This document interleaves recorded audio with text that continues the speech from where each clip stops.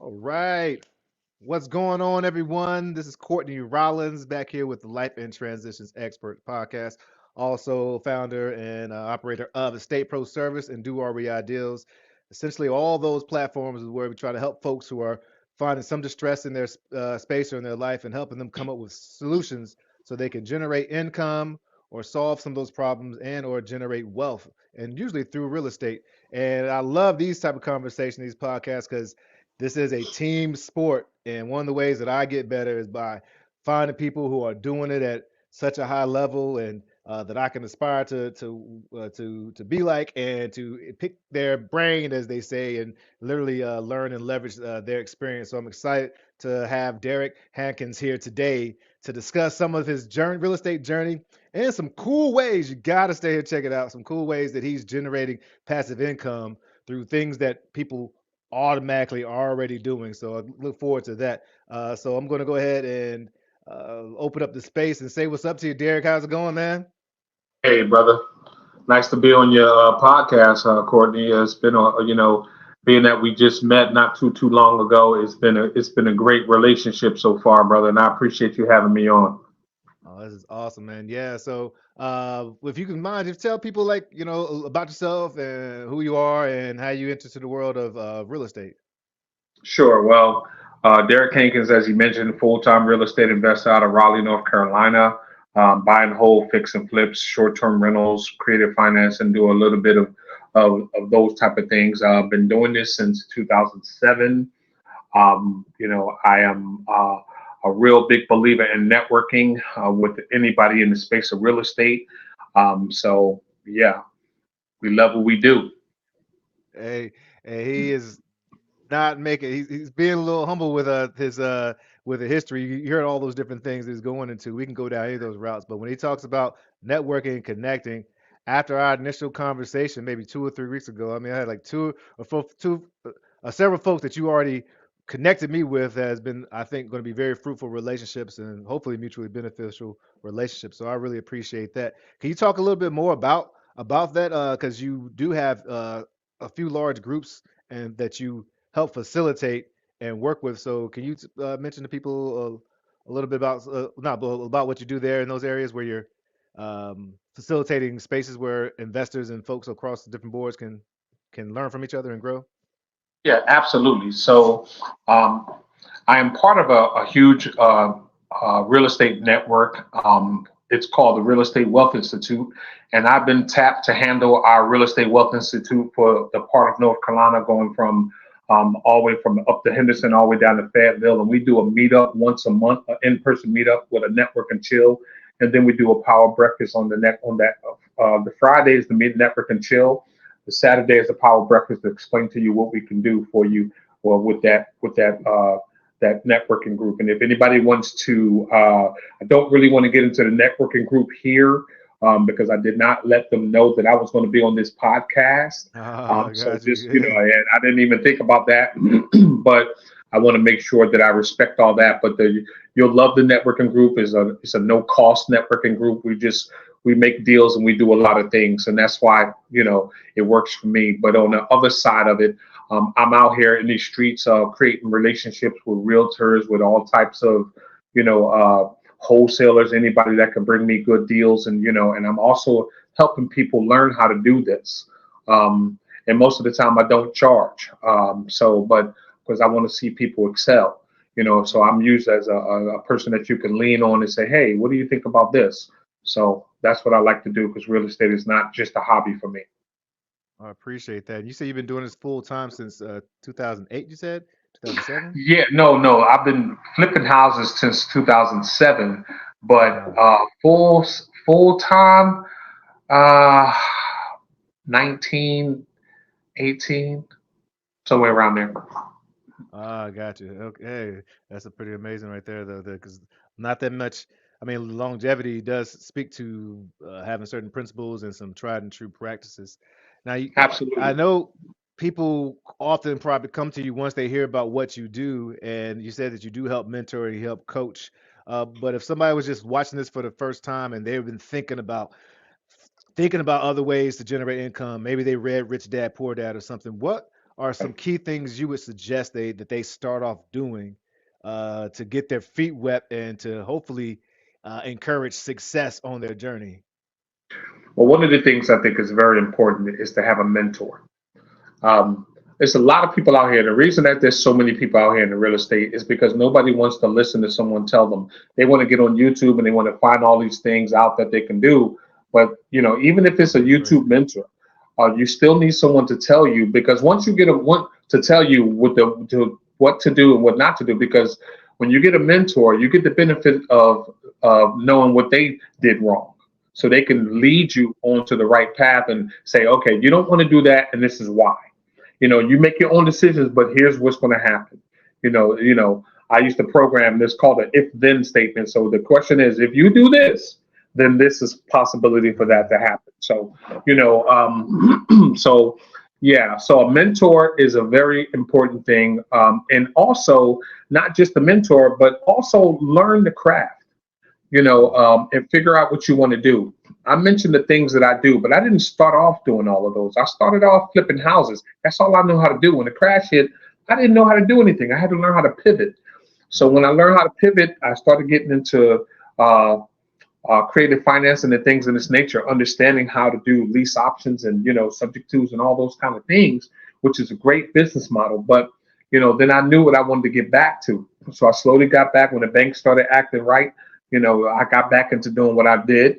I even had some rentals, and I got rid of my rentals because I didn't want to be a landlord, because I didn't want to talk to the people and hear what they had to say.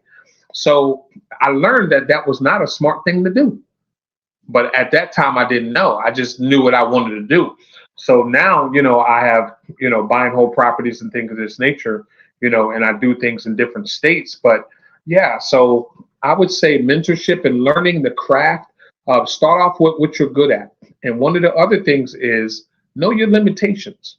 If you know you're not good at running numbers, then you need to keep a calculator with you all the time, or get some kind of software that can help you run the numbers. A lot of times I tell people all the time, you only make money in real estate when you buy. And that's a fact. You can't make money any other way. If you don't buy right, you won't make money in real estate. So knowing your numbers and things of this nature is really well. There's a book that I like to tell people about. I don't even know if you can find it anymore, because I'm just finding out a couple weeks ago that people couldn't find it, but it's called Real Numbers, by Joseph T. Sinclair. It is a book that allows you to, it's no fluff. There's no really reading in the book. It's really just about how to analyze income properties for profit. That book, I have it right here. The book is awesome. Real The book numbers is by really Joseph. good. Yeah, Joseph T. Sinclair, Real Numbers. Sinclair. Let me pick that up. And this book is really, really good, especially for beginners, to show you how to run numbers on every type of property. So you won't be led astray by feelings. Absolutely, man. A lot of people get started. We live in we're moving from the information age, but that we have access to so much information, and thank goodness for it, because it has made things a little more democratic when it comes to accessibility. But the challenge of that, as you're saying, like, I know Bigger Pockets is a great resource for new investors, but like Absolutely. me, I literally I am diagnosed with ADHD, but it's almost, even if you're not, it's like drinking from a fire hose. Every single episode is a different way to Yeah. serve people, make money. Everything Yes. looks exciting, the shiny object syndrome. So being able to get your education, but finding your actual niche is so important. It's funny you say that about limits too, because I was just listening to, I think it was Brian Tracy's old work, but or maybe well, I'm not sure where it was from.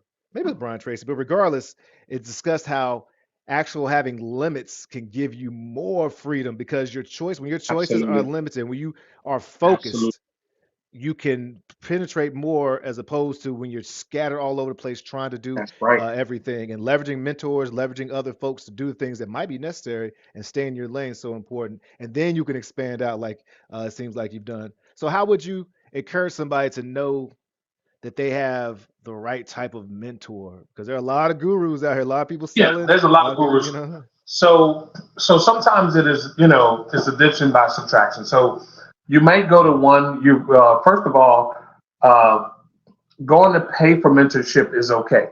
Just know that.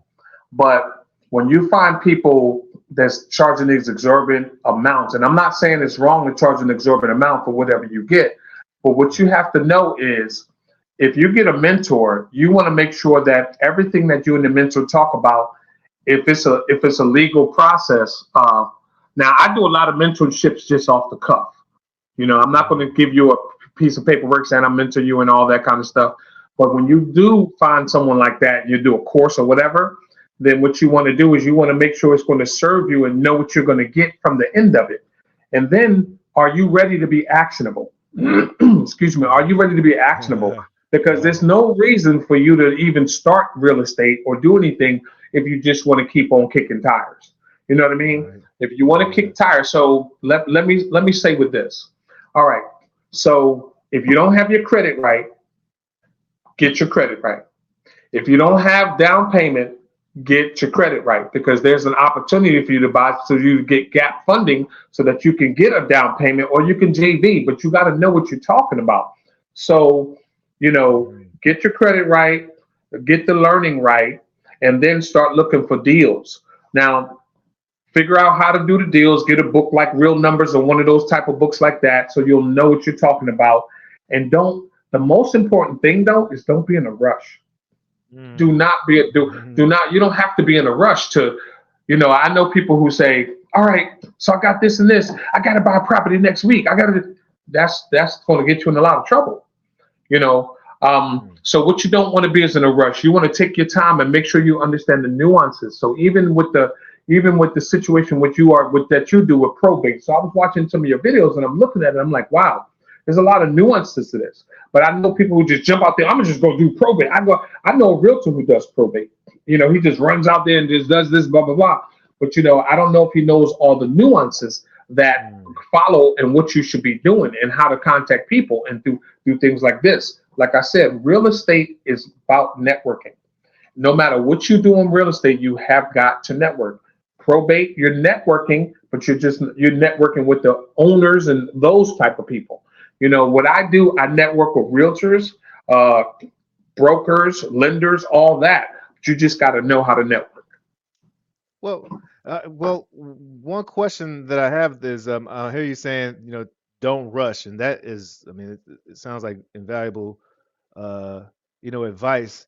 But then you also have a camp, and I don't think they're really competing, but it may sound like it's competing. But I would love to hear your opinion. The folks are like, you just said take action as well, be actionable. So, like, how do you do the, people say ready, shoot, aim, and go out there and get it done, and how do you like merge, or what is your thoughts on those? Well, once you get seemingly opposing concepts. Yeah. So, and let's just keep it with flipping a house or something like that.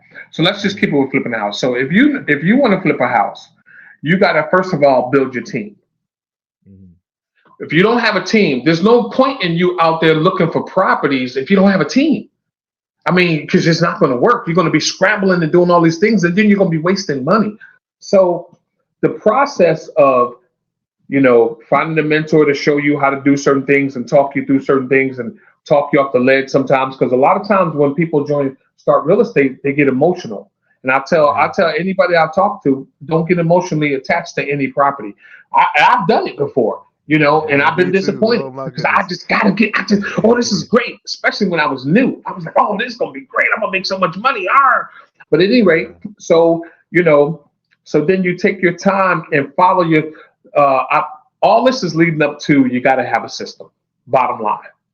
So my system goes 1, 2, 3, 4, 5. Then I'm ready to buy. So that's what I'm saying. Don't rush. Don't skip any steps in your process. Now you say, I don't have a process. Well, if you don't have a process, then you're not ready to buy. Bottom line. Real estate is not going anywhere. That deal might have been a good deal, but if you don't have what you need, then it's not a good deal for you. That's when you get someone like Courtney to come in and help you wholesale or do something like that. But you got to learn how to pivot.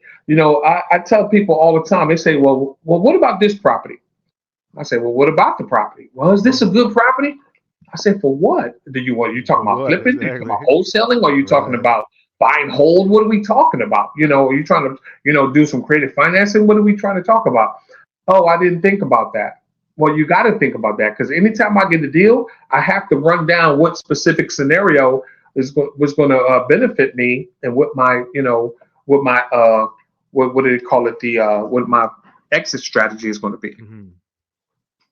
Right, and being able to have sounds like being able to have mentors and having Yes. that blend of education gives you that system. So your system doesn't allow you to Absolutely. sit on your hands and just be, Right. analysis paralysis, but it also Right. Right. hopefully creates that buffer so that you're not drawing, relying on emotion because we are emotional beings. So if we can Exactly. recognize that and interrupt that and get it back to the, the neural cortex and all, we're gonna make some hopefully more informed, better decisions. Yeah. You mentioned Totally. you mentioned wholesalers a few times, and some people may be relatively new to this page, this channel. That's what I do. But is that one of the ways that you find deals, or how are you finding your deals? You mentioned a So couple of things, but yeah. So I use wholesalers. I have learned that if I work with realtors who work with investors, I Mhm. get more deals that way. Oh, I have at awesome. least three realtors right now across North Carolina who know what a deal is. Now they're not interested in flipping, why I don't Mhm. know, but they're not interested in flipping, but they send me these deals. And when they send me these deals, they already know what I'm looking for, and they'll send me all the information I need to know about the deal first. Then I vet what they say. I don't just go by what they say through Mhm. my process. And then when it turns out to be a good deal, then I move on it. You know what I mean? So the reason that you would need a mentor is because somebody needs to help you with the financing. Somebody can tell you because you can call a hard money lender, or I used to use a bank that gave me a construction loan. My credit was good enough to do that, but they stopped on that product, so I Mhm. had to move to different ways. You know, um, Shout out to the funding clinic for the reweek, but we'll talk about that another time Mhm. also. But yeah, so a mentor will help you with funding because you don't know what you don't know. They'll Yeah. help you with what to make an offer on, or how to make an offer, and blah blah blah.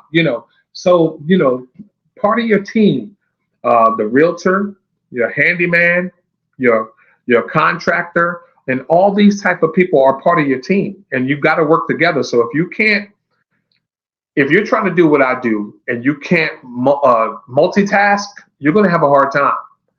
Uh, so, uh, so as far as being able to build that team, and we focus on the realtor for a moment, any encouraging words or things you can suggest to folks who either maybe are new or just haven't gone down the route of the realtor space and may find that space intimidating? How would you encourage someone to approach a realtor, or how not to approach a realtor, but how would you encourage someone to approach a realtor to help you guys be a part of each other's team and make money and serve? Very good question. So realtors are in it to sell you a home. They don't make money unless they sell you a home. Mhm. So when you go in, first of all, they must be knowledgeable about the area that they're in. They could be a new realtor, but they know what no hustle, but they need to be knowledgeable about the area that you're in. They need to know how to tell you what zip codes are moving and all these other type of things. Mhm. Because if you purchase a property, see, most people say, "Oh, I got a property, I'm gonna flip it." Blah blah blah. How are you gonna flip it? Mhm. When was the last time a property was sold for that amount that you're trying to get in that area? Mhm. Was it in that area? How far away was it? These type of things. So when you talk to answer your question, when you speak to a realtor, let them know what you're trying to do. And then when you guys just have more conversations. But before you go to a realtor, you're going to need to know what a deal is. Mhm. Because if they start sending you stuff, see, most people get, excited. Realtors start sending them property. They're like, oh, they're, but then they don't know how to analyze a property. Right. They don't know what to Mm. do when they go with a contractor to the property, and the contractor is walking it, and you don't, you're looking at things. So when he sends it back to you, you're like, is this right? I don't think I need to do this because when I look at all of I take stuff out that I don't want done. Those restrictions again, those limits Yeah, give I you don't vision and need get you you to. focused. Yeah, I know Yeah. exactly what I want this house to look like. Uh, And most of my contractors know that, but it's sometimes like I had a contractor one time I was working on a property and I was flipping a home and I came to look at it. The home was beautiful. And I noticed. I said, and this is my first time working with him. I said, bro, why didn't you change out the faceplates? The cover, the faceplates of all the, of all the outlets and all that. Yeah, and I'm like, he was like, oh, that wasn't in the. So I could have gotten upset, or I could have used it as a teachable moment, and I used it as a teachable moment because I said, don't ever let that happen again. I mean, how are you gonna fix it up that nice? But we got dark, rusty yellow, multicolored faceplates. I'm like, what in the world will make you think that's okay? But evidently, other people he dealt with didn't care about that. But I'm very meticulous because I know these properties are going to be lived in by people. So you learn those type of things. You know what I mean? Like even with staging, some people are of the ilk of staging the property after you flip it with furniture and all that. I've learned that most of them don't need furniture because one of the things is hard for people to view their furniture while your furniture's in there. Oh wow! You know what I mean? I've never thought about that. Like, If I got a bunch of furniture in there, I don't know what their furniture looks like. They may have less, they may have more. So you let them figure it out. But you stage it to the point where you have flowers, you have this in the room, and you show them what the room could do, but not really putting a lot of stuff in there. So I had to learn that myself. Because one of my realtors was like, no, we don't really. I was like, nah, we really need to put some furniture in there because I wanted it. But I had to lean on him. So we had a conversation. Yeah, he had a conversation with me, and I was like, you know what? That makes sense. That makes sense. So I heard that's what I'm doing. Smell good. You want plenty of lighting. Right. That's a really cool tip about not necessarily putting your impressions on there too much, where it's hard for that end buyer to see. But that's because we want to, because it makes us feel good. Right. Yeah. You got it. That ego, that emotion again. Hey, Derrick, you really said some really cool stuff about speaking to a realtor and having knowing what a lot of investors call their buy box. Like the way it reminded me of you talking is like if you go to a job interview or a job and say, hey, I just want a job. Are you hiring? Like, what do you want to do? Whatever y'all got. Like, come on, what? So like if you go into a realtor or you go into anybody in partnership, knowing what you need or what you want is going to again put those limits on there, help you be able to see, and that's part of your system right there. So that's a gold nugget, a couple gold nuggets that you dropped right there. So why real estate investing, man? You seem like a super intelligent, super hardworking person who would be successful in almost any area. Why? What do you like about real estate investing that makes it what you put your hat on? If I could, let me just go back to when I first started. When I was young, my first business I started was at 12. I was cutting, and I grew up in Philadelphia, so I was cutting this a lot. And I lived in the North Philadelphia, which is the ghetto, right? On my block, for some reason, there was a piano moving company. It's the weirdest thing. And nobody had a piano, but they put this in. It was the craziest thing, a piano moving company. So they had a lot between there and my house. And the lot was overgrown. And the guy was like, yeah, I'll pay you like $250 to cut this lot down. I was like 12. And he gave me a machete, which is dangerous for a 12-year-old. I don't condone that. but at any rate, so I'm cutting it down, and I'm like, yo, this is a lot. So then I said, I know somebody who needs some money. One of the kids across the street was like a couple years younger than me. I said, hey, listen, man, I'm going to give you $100, to cut this lot down. And he started working on it. And so I just kept the difference. So we worked that out. So I knew that was what I wanted to do. So fast forward to when I moved to North Carolina. Fast forward, moved from Philly to North Carolina. I came down here to go to school, but then entrepreneurial bug just hit me so hard. And then I ran into two other gentlemen who wanted to do a cleaning service. And I was like, man, I can run a business. Yeah, I don't know how to clean houses or restaurants, but y'all can show me. So we started a cleaning service. Oh, wow. The cleaning service is called CB&H, Cheshire, Bailey, and Hankins. It's still around today, but it's now turned into a multi-million-dollar construction cleanup company. Well, my friends said it like it was small. Now it just turned into a multi. That sounds pretty big. Listen. His vision was way better than mine because I jumped out of the business before he got to that point. Because I didn't want to keep cleaning. Yeah, I got out. I was like, yeah, I don't want to clean no more. So he did it for a few more years and pivoted. You hear me use that word pivot a lot. It's a very important word. You need to learn to pivot. But so then when I was looking, I was like, you know what? I've always wanted to do real estate, but I didn't know. And by happenstance, I ran into a guy that I knew, and I was like, "Hey, man, you know anybody who does real estate?" And he put me in contact with this gentleman who became my mentor, and it was amazing.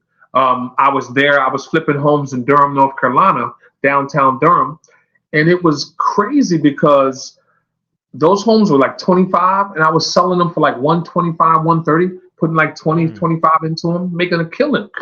And he showed me how to flip one house. I was I was working third shift as a data center operator, running a data center for an insurance company, and I was going every day. I was working third shift, so in the morning I was going to, flip the houses. I stayed with him every day, looking at that. I flipped one house, and after that, he didn't need to show me how to do it anymore. Hey, One, that because is I powerful. looked at every piece of paperwork. I listened to what he said about the lenders, because I had to figure all that out myself. He was like, "Okay, this is what Okay. you do." So after the first property I ever sold, $23,000. I was so excited. I said, "That's what's going to be in my Wow. account." And when it got there, I just kept looking at it. I Next couldn't week, believe I went out and bought two. He was like, "Ho, ho, ho, what you doing? What you doing?" I showed him the it. numbers. I showed him the numbers. He was like, Right. "I couldn't have bought them better than that." So we Hey. became partners, Oh, that is you know, smooth. start doing bigger things. But then the crash hit, and that led me to some other things. But, you know, I just really feel like real estate investing is one of the things that I can get behind. And I love, like, I'll be honest with you, I don't know how people feel about Trump. I'm not saying yay, nay for him or whatever. But I read his book, Art of the Deal, Hmm. and it really put me on fire. The things that he thought about doing with these huge edifices and things, I was like, wow, what if I could do something like that? So that kept stoking, and I just kept reading Yeah. books. I'm an avid reader, as you see. I put books up here. Yeah. You know, um, I have it like now when I talk to people about what I do. I tell them before you want to do real estate, why don't you read Cash Flow Quadrant? Because you need to get your Absolutely. Robert mind right Kiyosaki. to be able, yeah, Robert Kiyosaki. So, and then, another book will bless you, and I'm not going to take up too much more time, but The Warren Buffett Way. The Warren Warren Buffett Buffett way. Way is a Uh-huh. book that will bless you because when you Let look me look at at it, that. it's his way of teaching you how cycles go. So people always Okay. ask me the question, well, what about this? What's happening now? What's about happening in real estate now? Blah, blah, blah. Read that book and it'll give you some insight about how cycles work in general, Mm. you I'm know. gonna pick up both of So those. The Warren Buffett way are the deal. Yeah, and what you're saying, yeah, you said pivot and how that's such a pivotal part of things to be able to do, and of course perseverance is so important. But it reminds me of that Eric Hoffer quote, like he says, "In times of change, learners inherit the earth, while the learned that's find themselves beautifully equipped to deal with the world that no longer exists." If you are fixed and think that you got it, and you're no that's longer awesome. learning, then Yes. that's decay. That's when it starts setting in. So constantly continuing to learn with, especially books where you can leverage someone's 30, Yes. 40 some odd years experience condensed to a. I can't believe that some people don't never read again after college or high school. Yeah, It after really high it school, just college, they boggles my just, mind. and it's amazing because, you know, I've been married 20 years, and I look on my Oh, congrats. bookshelf in my office right here. Half of it is my books, but half of them are my wife's books. And Uh, I never looked at any of the, I never thought about buying any of the books that she has. And I was like, let me start reading some of these books because she's from corporate world. My wife's an engineer. She's from the okay. corporate world. So I said, I can learn something from that. It don't have to be a business book. Corporate is business too. So, Yeah. just making sure that and another thing is surrounding yourself with people that are like minded. Hmm. If you want to be great at something, you're not going to hang around people who just talk. You want to hang Right. around the people who do what they say they're going to do I and dig have it. been doing it, Oh, I dig not it, brother. just I talking. dig it, man. Oh, man, I dig it. Finding a mentor, making sure you have your uh, setting. limits that don't restrict you, but actually give you freedom by knowing what you want to do, surrounding yourself with people who are doing it as well, and being a lifelong learner. There's nuggets that I'm getting from this conversation with you, but I have to ask now. I think I've told you before. I may have been wearing my just married shirt when I met you a couple weeks ago, but I'm just married. You just Yes, mentioned sir. your wonderful partner. So, what advice can you give to folks who are power couples who want to be power couples when it comes to doing this thing? I call it sort of like shoulder to shoulder sometimes, of course sometimes Mm-hmm. face to face, and sometimes back to back when you're doing your own thing. And any advice you can give me and any Yes, newlyweds and been there for a long time or aspiring to yes. be. So a couple things. So one thing I'll say is, like I said before, know your limitations. You know, my wife is a technical person. She's an engineer. She has a master's in engineering, not just a BA in engineering, but a master's in engineering also. So, she thinks different than I do. I'm more of a I'm more of a guy, a business minded guy who does, so Mm, know your limitations and what other people bring to the table. Your mm, spouse can help you in so many different ways. When you marry somebody, you don't usually marry them because they're the exact same as you. You may think they're the exact same, but you'll find out through the marriage that hey, I think different in this way. Like in our company, the Durbin Group LLC, I do most of the flipping and all that stuff like that. My wife comes in and she keeps things, the books and things of this nature, and makes sure that I'm keeping things on track because she's better at that than me. It mm, doesn't make me feel any less than of course I know how to do certain things, but my thought process is over here, over here, over here, and she's like, okay, the accountant said this, we need to do this, think about it like this, and I said, okay, yeah, you're right, I need to bring it back in and bring it back in, so a partnership is what it is. Even if she's not on the LLC, it doesn't even matter all that.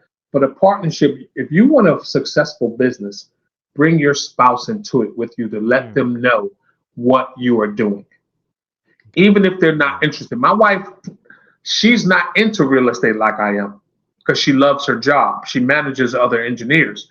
But when it comes to our business, she likes what we're doing, Yeah.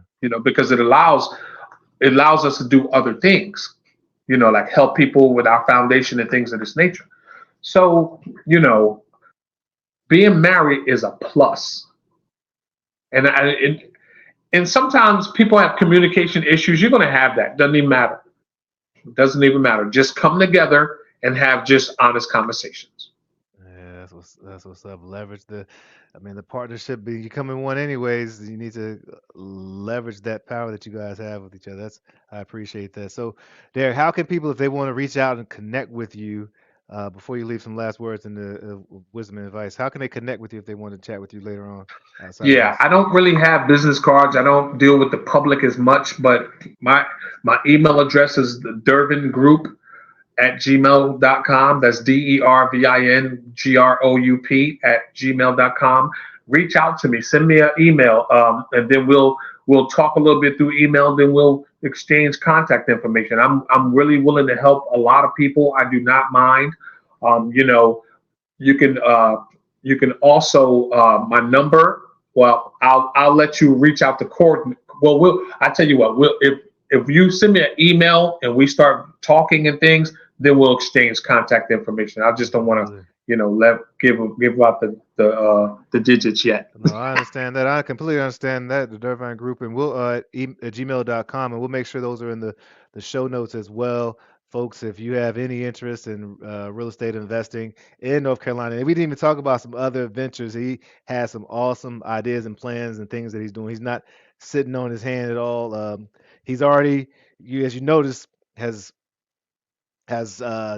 nailed these different niches, which allows him to expand out. So even if you're not thinking about real estate, there's a lot of different opportunities that he may be able to support you with. So I highly encourage you to reach out.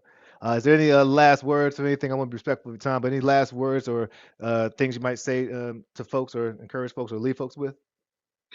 Well, I just like to say, real estate is fun. You know, it can be stressful, but it's only however you look at things. You know, let it be fun.